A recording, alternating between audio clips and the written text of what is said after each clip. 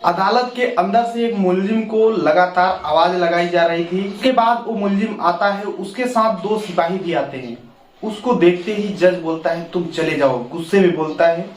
और वो मुसाफिर जो था वहां से आता है, बाहर निकलता है और एक चाय की दुकान पर जाता है, बोलता है 3 चाय लगाओ। और वो चाय पीता है, उसके साथ पुलिस वाले होते हैं, वो भी चाय पीते हैं। उसके बाद वो मुलजिम बोलता है कि मेरे को जज ने बोला है कि तुम घर चले जाओ और मैं जा रहा हूं और आप लोग भी अपने दफ्तर चले जाओ। और वो मुलजिम चला जाता है। उसके बाद अदालत से आवाजें लगाई जा रही थी कि धनीराम मित्तल हाजिर हों। उसके बाद एक सिपाही दौड़कर आता है, जो 2 सिपाही उसके साथ लगे थे मुलजिम के साथ, वो दौड़कर आते हैं, बोलते हैं तुम्हारा मुलजिम कहाँ है। वो सिपाही बोलता है कि जज साहब बोले थे और वो चला गया घर। उसके बाद वो दौड़कर जाते हैं जज साहब के पास।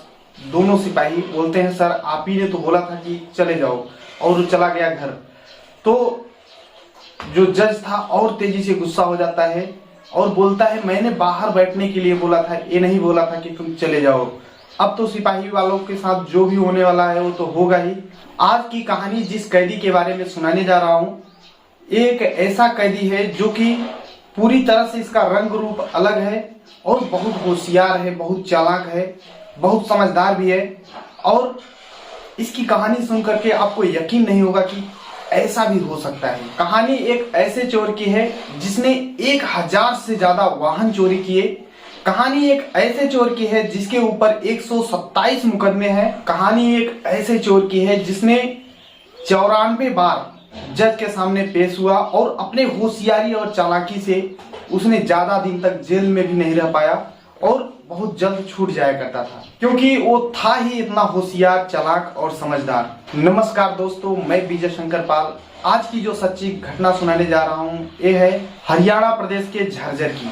झज्जर के एडिशनल जज अचानक गायब हो जाते हैं और उनकी तलाश होने लगती है। ये मामला पुलिस तक पहुंचता है और पुलिस भी तलाश करने लगती है, खोजने लगती है। ये बात हरियाणा पंजाब कोर्ट में पहुंचता है और पता चलता है कि वहां से एक लेटर आया था। झज्जर के जो जज थे उनके ऊपर भ्रष्टाचार के आरोप थे।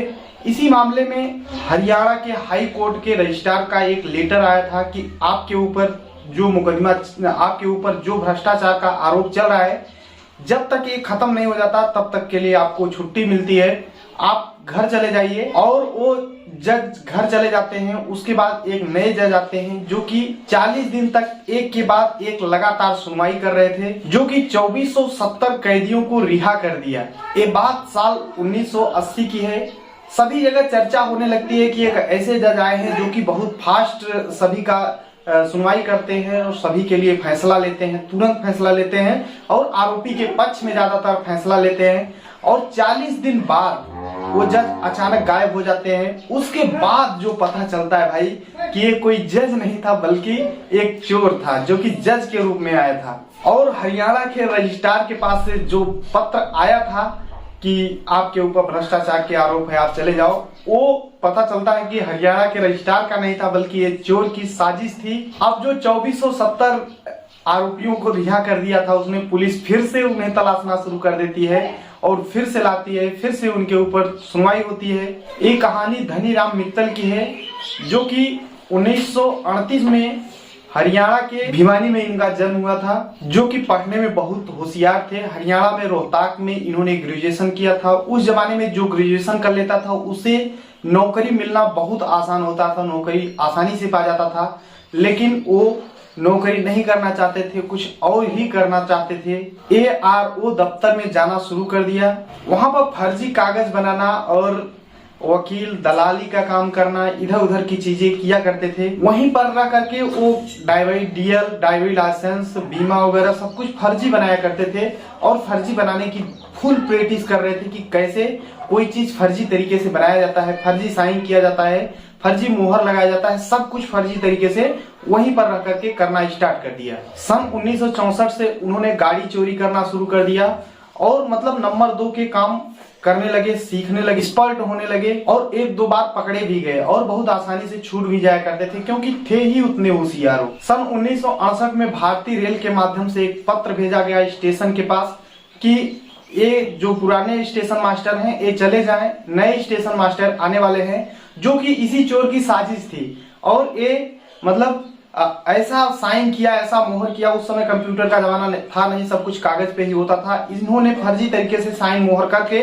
और स्टेशन में काम करना शुरू कर देते हैं स्टेशन मास्टर के रूप में। सन 1968 से 1974 तक यानी 6 साल लगातार फर्जी तरीके से स्टेशन मास्टर बन करके वहां पे अच्छी खासी कमाई किया। अब वहां पर धनीराम मित्तल का मन नहीं लग रहा था, कुछ और ही करने के लिए सोच रहे थे। फिर राजस्थान में उन्होंने 3 साल का वकालत किया, कलकत्ता से हैंड राइटिंग का कोर्स किया, वहीं पर ग्राफोलॉजी भाषा सीखते हैं।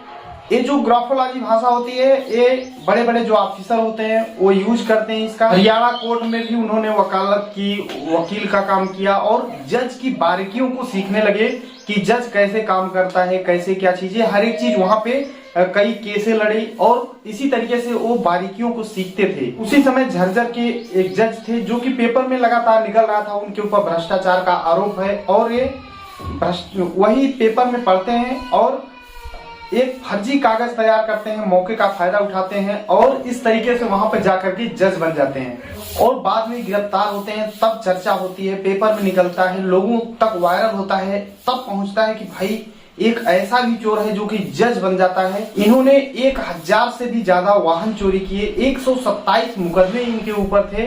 2016 में भी कई वाहन चोरी हो रहे थे लगातार, तभी एक बार ये पकड़े जाते हैं। और कई बार ऐसा होता था क्योंकि बूढ़े हो चुके थे। 2016 में मास्टर की इनके पास होती थी, गाड़ियों के पास जाते थे, खोलते थे, अगर कोई देख लिया तब बोलते थे बेटा ऐसे गलती से आ गए। अगर नहीं पकड़ पाता, कोई नहीं देख पाता तो गाड़ी लेकर के वहां से फरार हो जाते थे। इस कहानी को सुनाने का उद्देश्य किसी को परेशान करना या दुखी करना नहीं है, बल्कि आपको सतर्क करना है, जागरूक करना है। आई होप कि आपके समझ में आया होगा। एक लाइक करना, चैनल को सब्सक्राइब करना। मिलते हैं नेक्स्ट वीडियो में, तब तक के लिए जय हिंद, वंदे मातरम।